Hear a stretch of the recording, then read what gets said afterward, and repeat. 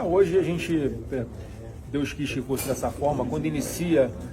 essa farsa que iniciou hoje no dia 2 de setembro no Supremo Tribunal Federal, para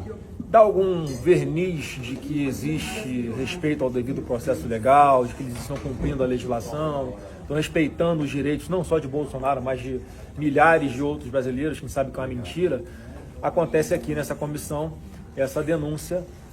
em que uma pessoa inesperada, que é ex-assessor do Alexandre de Moraes, e traz com tanta clareza uma fraude processual que ele praticou, bem como traz o modus operandi do Procurador-Geral da República hoje, que à época era o subprocurador-geral do Tribunal Superior Eleitoral, o senhor Paulo Gonet, que mais uma vez, assim como Alexandre de Moraes, também fora do processo, demandava levantamentos de pessoas que eram alvos predeterminados por eles,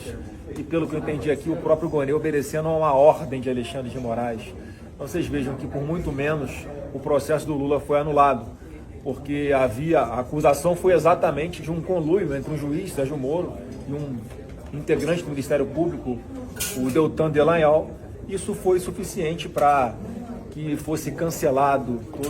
tudo que veio à tona em relação ao maior esquema de corrupção que o Brasil já visto na época sob o governo do presidente Lula. E hoje, quando nós temos a comprovação de que muito mais do que um conluio, havia em uma única pessoa, Alexandre de Moraes, ele reunia todos os atores de um processo judicial. Tem o acusador, o investigador, aquele que dá início ao processo, a um processo que é o Ministério Público. Ele simplesmente fazia tudo, além de ser também uma suposta vítima. Então, assim, é muito mais grave. Então, se nós tivermos democracia no nosso Brasil ainda, eu acho que não temos mais, esse processo era para ser imediatamente anulado, e é o que nós vamos pleitear. Vamos pegar um relatório do que foi feito aqui hoje, nessa comissão, vamos enviar para diversas autoridades, inclusive para o presidente do Supremo Tribunal Federal, para que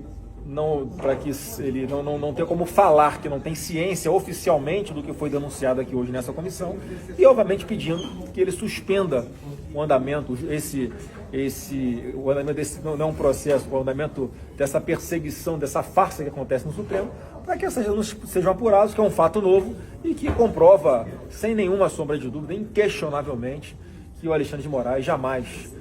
pode continuar num processo como esse, porque ele é completamente nulo.